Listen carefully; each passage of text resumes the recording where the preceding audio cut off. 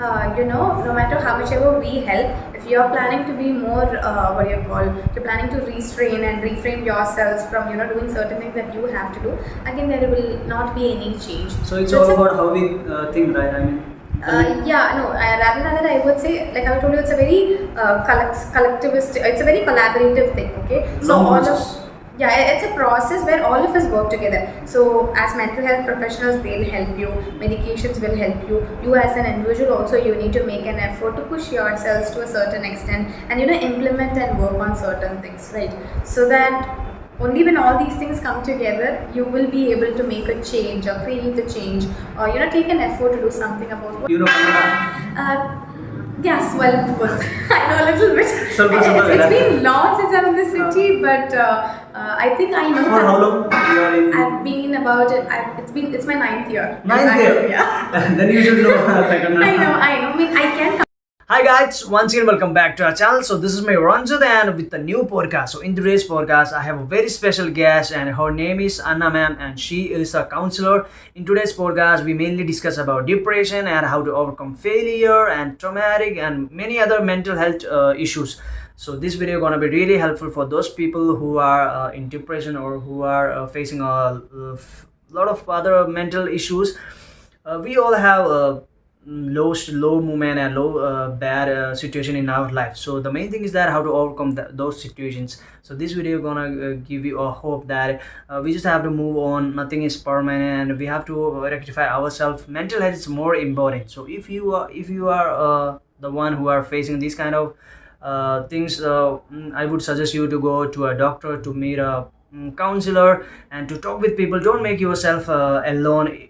It would be more danger. So to know much more about depression, watch the video until the end, guys. So if you are new to the channel, guys, please subscribe and hit the bell icon. So enjoy the podcast of Ranjith Bohra with Anna ma'am on the show.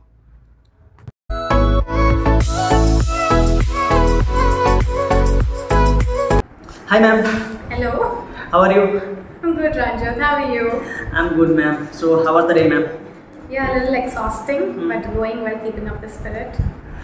So ma'am, I want you to give a short introduction of yourself, ma'am. Okay, so I'm Anna and I work for GND to the University Center for Management Studies and I'm the campus counselor of the CMS campus. I'm a counseling psychologist by profession and I've been in Bangalore for a very long time now and I did my early education as well from Bangalore. I was a student of Christ, so I did my undergraduation, post-graduation, my specialization, everything from Christ. So yeah, it's been 3 years since I came to this campus and I'm having a great time here. Okay, ma'am. So how do you feel with talking with people every day and helping them to improve their difficulties, problems? How do you feel, ma'am? I feel good, I feel great, but there are days when I also get mentally exhausted. So yeah, I'm just being that helping hand, where I'm helping students channel through the path in a very safe and a very sound way.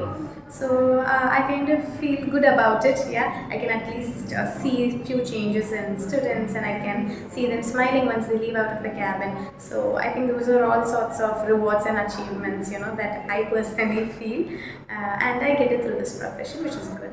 Okay, so what make you to choose this profession, ma'am? I mean, psychology. As To be very honest, I was a medical aspirant initially. Okay. So psychology was like my second choice.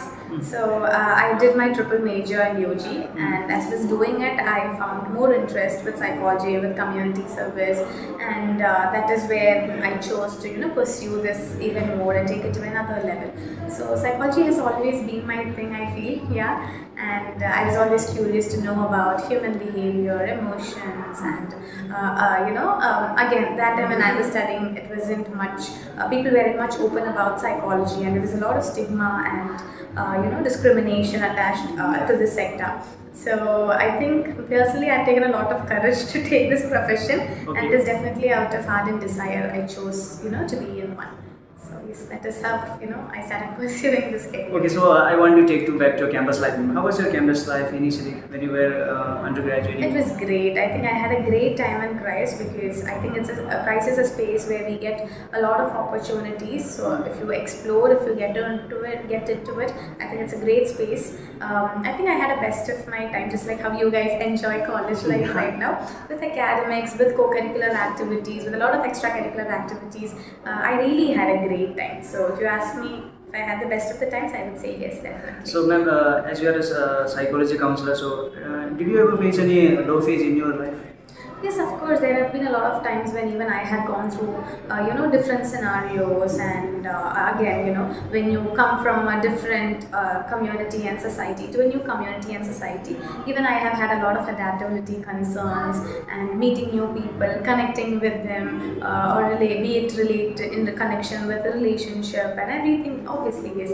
Even I've gone through at least a few, I would say, in life, and definitely every step has been a great learning lesson for me to do better ahead. So, how do you feel when you find new people in public?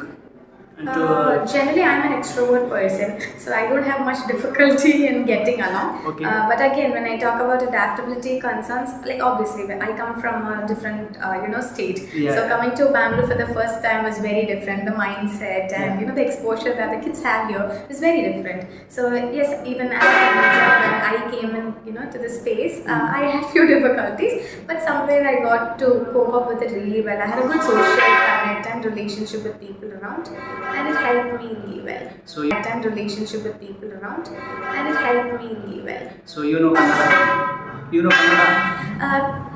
Yes, well, I know a little bit. ಸ್ವಲ್ಪ It's been long since I'm in the city, but I think I know. For how long you are in? I've been about it.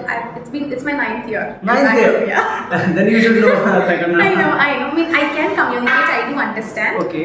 But again, yes. Don't have that fluent to speak. Yeah, I don't have that flow. I can maybe use words in breakage, and I can somehow put it together and accumulate it. Okay. But again, I'm not that great. That's the truth.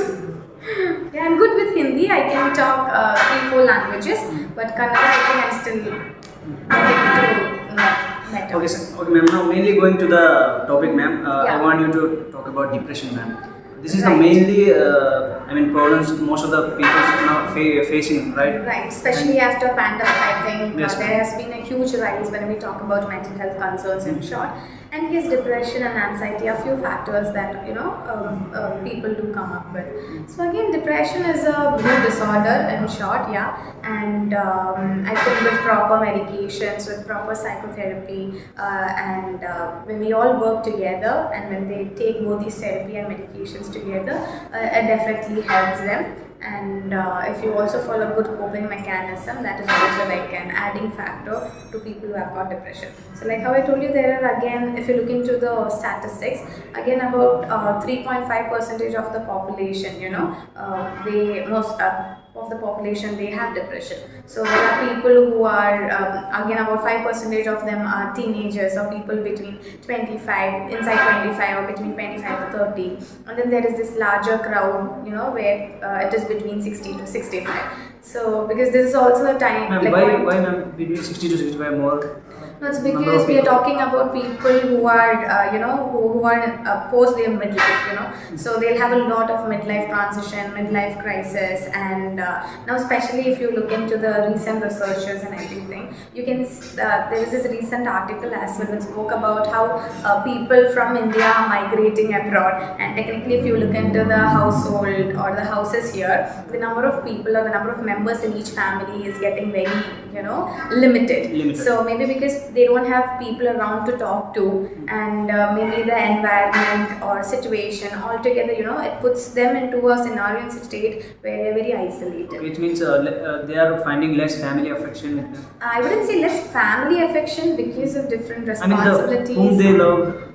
Yeah, maybe let's take a family of 4, okay? The father, the mother, and the children. Now, if both the children are abroad, and if they're flying out, based on for their job and for other reasons, again, technically you can't stop them because they have to pursue, they have to go ahead. Yeah. But when you look at it from a parent's perspective, maybe they are alone. But I think because of a lot of digital advancement and technology, they still can connect. But again, to an extent, when you have the physical connect, when people are there around you, I think it's much more of a source of reinforcement, and they feel more good about it. So that's why, maybe there is this huge population again who are older than 60 and who are older than 55 who also, experience symptoms of depression. Ma'am, mainly in case of my generation, I mean, in case of students, how to rectify, I mean, how to find out that whether someone is in depression or not, ma'am? Initially. Okay, so basically, when we talk about any mental health concerns for that sake, we have something called DSM, which is Diagnostic Statistics Manual. So it's based on the DSM-5. We check out for, we assess the symptoms. So basically, when we talk about depression, like how I told you, they will have issues when it comes to regulating their emotions. They will, not have any interest towards, things that they have got to do. They'll be highly irritable. They would want to, be in isolation. They will really start feeling hopeless. They'll feel very helpless. So, and it puts them into a state where they have difficulty when it comes to managing things on a day-to-day basis. So now when this happens for a particular period of time, for example for more than 3 months or for more than 6 weeks or 8 weeks, and when it's like in a recurrent pattern, again the intensity of one experiencing all these factors will also raise, and they do a basic assessment. If you go to a clinical psychologist, they do a clinical assessment, and the psychiatrist, the clinical psychologist, and all of us will sit together, and if there is a need, then they prescribe medications for it. Because when we talk about mental health concerns, it's also a lot to do with your brain chemistry, with your neurochemicals. So I think to some extent medications will actually help you, and that is why sometimes doctor prescribe you antidepressants or stimulants, so that it helps your brain channel in a much more effective way. And along with it, when you seek therapy, psychologically also it will be easier for them to cope along with it. And ma'am, talking about addiction, ma'am, I mean, it may be drugs or alcohol, smoking. Right. So how to overcome all this? These are all a part of depression. Right. So when we can talk, this all be part of depression?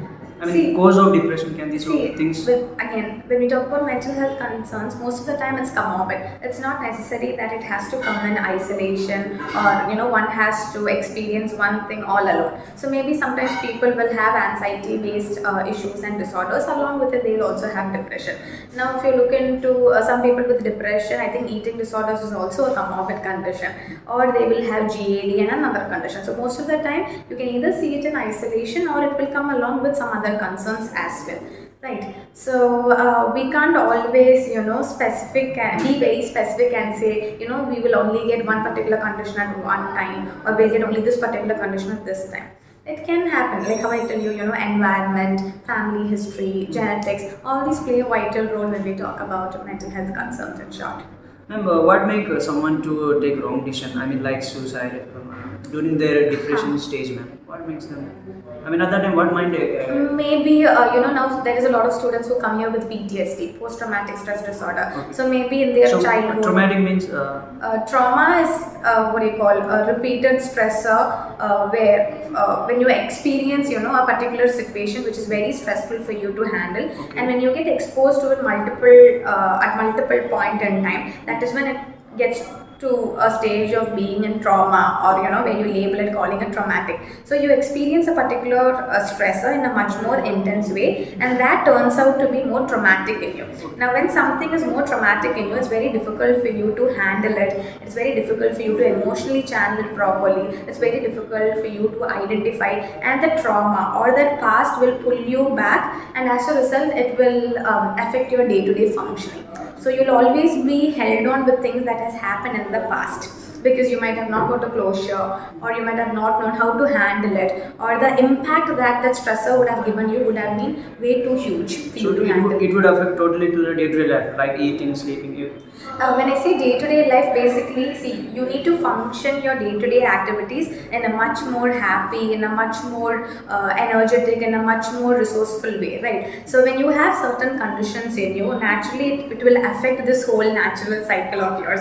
So we need to get those things back in track, right? And we are all those resources, or we are all those helping hands who is going to help you channel back in track. So it's a collective, it's a very collaborative process, I would say. It's not like a one-man show. It's not monotonous. Rather, there are so many people, there are so many factors, and together you work together, collectively, and help the other person come out of their distress. Yes, ma'am. Initially, that I mean, what makes exactly a person to do suicide? I mean, to take that decision. Like how I told you, various life events. It could be relationship based issues, or it could be anything. For example, if you take school kids, maybe it could be issues related to bullying, or it could be death of a loved one. There are people who also go through a lot of grief, and that is also one aspect. Again, you can't be more specific. Anything which has affected them emotionally on a huge way, and which has been in them for a very long time, which would have been aggravated over a period of time. Maybe that turns out to be a huge trauma, and that is a need help. So, ma'am, what are the different activities that one can do to make themselves busy to get away from that depression stage? No, I would see there are multiple things that you can do, but again, I would say art is one good way. There are a lot of them who finds a lot of relief through art. Now, if you look, Why art, ma'am? because it's a way of how they can express themselves. It could be through painting, it could be through drawing. Now you have mandala, art, a lot of art ways. Then you have expressive arts like dance, music. So there are multiple ways of how you can channel your emotions, how you can feel your emotions, and how you can process with your emotions, right? So if you engage in artistic oriented things, again, that will be really, really helpful, right? So the client or the patient, whoever going this, they have to put, they have to push themselves, right? All these medication therapy, they are just a hope. They have to put an initial effort from themselves only. Yeah, Then only they can come out that stage. At the end of the day, you should accept that fact that maybe certain things has to be worked upon. So as long as you don't take an initiative to do anything about it, as long as you don't put it into action, no matter how much ever we help, if you are planning to be more you're planning to restrain and reframe yourselves from doing certain things that you have to do, again there will not be any change. So it's all about how we think, right? Rather than that, I would say, like I told you, it's a very collectivist, it's a very collaborative thing, okay? It's a process where all of us work together. So as mental health professionals, they'll help you, medications will help you. You as an individual also, you need to make an effort to push yourselves to a certain extent and implement and work on certain things, right? So that only when all these things come together, you will be able to make a change or create a change, or take an effort to do something about whatever you've got, right? Ma'am, talking about failure, ma'am, what do you want to say? How to overcome failure? See, failure, I would say, it's a very, very vital thing in life, right? We all go through different failures, right? If you're just going to face success in life, unless and until you do not know what failure looks like and how it is, how will you know how success looks like, and you will not know if it's pleasant or if it's unpleasant, right? In fact, failure is something that will help you understand a lot of things. It's something which will help you know more about yourselves, and with a lot of self-confidence, with a lot of courage, the moment you plan to step forward and come ahead, that is when you'll also reach a stage of success. So failure is a very vital aspect, and it's inevitable, I would say. All of us experience different types of failures and different intensities. You just need to have that courage to face and to deal with it, and let's not put anything aside and consider yourself to be as useless or worthless, and please don't self-sabotage yourself. That is that one thing that I should be telling, because your inner beliefs and the norms that you have set for yourself is very, very important. So you should have some level of self-confidence, and you need to take some courage to get along and work on it. If not, you will always be in that very same space wherever you are. So yeah. So is it okay to be in depression, ma'am? And for the what do you want to say about that? It's not a personal choice. No, it's not. No one chooses that someone would be in depression, but maybe because of already you described. Any incident or any failure in life, people used to be in that stage, right? So it's a condition, and it's okay. It's totally okay to be not okay, because as human beings, we all go through different concerns, right? So we just need to have that positive attitude, which is very difficult for us to have during that time. But we just need to be a little bit we need to be optimistic, we need to be aware, we need to be open to seek help, and through that definitely you can work on your concerns. So it's nothing like a long-term condition, or it's not something where you can't treat, and it's not something contagious nor malignant. It is a condition. It definitely can be worked upon, it definitely can be channeled in a right way, and definitely you will experience healing. You just need to give it some time, some space. You need to connect with people, you need to seek mental health help, and when all these things come together, I think definitely you can work on it. So it's okay to be not okay. So ma'am, now we are at the end of the podcast. So before ending every podcast, I used to have a rapid fire round. Okay. So can I have a rapid? Sure. So my first question to you can answer in one sentence or in one word. Okay, so my first question to you is, ma'am, what's the best advice that you ever received from someone in your life? That I received ever from do not seek for reassurance. Okay. What do you do when you get stressed? I am into a lot of expressive arts, so I'm a dancer myself. So most of the time I engage into things in art forms. I mean in dance. Okay, so do you watch movies? Okay, so who is your favorite actor? Multiple industries, Okay, multiple people. from starting from Kerala. I like Fahad Fasil a lot. Okay. The way he acts and that sort of genre that he takes, it's very different, it's very vibrant, and he's open to take new roles. And I really like his acting. Yeah. Okay, so so what is the last movie that you watched of Fahad Fasil? Okay. The last movie that I watched, I'm not sure. I think it's Judge. It's a Malayalam movie. Yeah, okay, that I watched. Yeah. Okay, fine. Who is your inspiration in your life, man? My parents. Definitely my parents are my role models because I've learned a lot from them. So it's not about big celebrities or big people outside, but in life I've learned a lot, from them, and they've given me that space, and it's because of that, and it's because of them that I'm here. Whoever I am today, I definitely owe it to them. So they are my role models, and they are my biggest inspiration, and they have definitely guided me all this while. Okay, so tips for maintaining mental health. Okay, so make sure that you sleep really well. So it's not about the number of hours you sleep, but rather it's about the the quality of sleep, right? So even if it is for 4 hours, make sure that you're rejuvenated, you feel fresh, and don't pressurize and force yourself to fall into sleep, right? So make sure you have a good sleep hygiene. Make sure that you have a proper meal. Make sure that you take in all the dietary aspects that's required for your body, because through that you will get much more energy. Make sure that you engage in some sort of physical activity. It could be you involve getting in gym. It could be brisk walking. It could be jogging. It could be any sort of physical activity. Something between moderate and vigorous physical activity, so that you will feel more energized. And again, if possible, make sure that you practice some sort of journaling, so that it will help you be more intact. It will help you explore yourselves in a much more better way, and you will know to navigate your own thoughts and emotions effectively with no one's help, at least on an initial level. So if you can cater to at least these 4 things on a primary level, basic day-to-day thing or basic lifestyle aspects, I think it definitely influences your mental health also a lot. Okay, ma'am, last one. What matter for you at the end of the day? Small things. It's the tiny things that brings happiness for me. Like how I told you, a smile on my student's face, or a small sort of appreciation that I personally give myself or my students giving me. So I kind of find happiness in the smallest of things that that is available or that is there around me, and I'm grateful. And I thank God. Thank you so much, ma'am, for being here. It's my honor to have you in my podcast. Thank you so much. Already you are doing a really great job, ma'am, because of your lot of students. They are coping up with their difficult stage in their life. And once again, thank you so much for being here. Thank you so much, Ranjith. It's an absolute pleasure for me as well.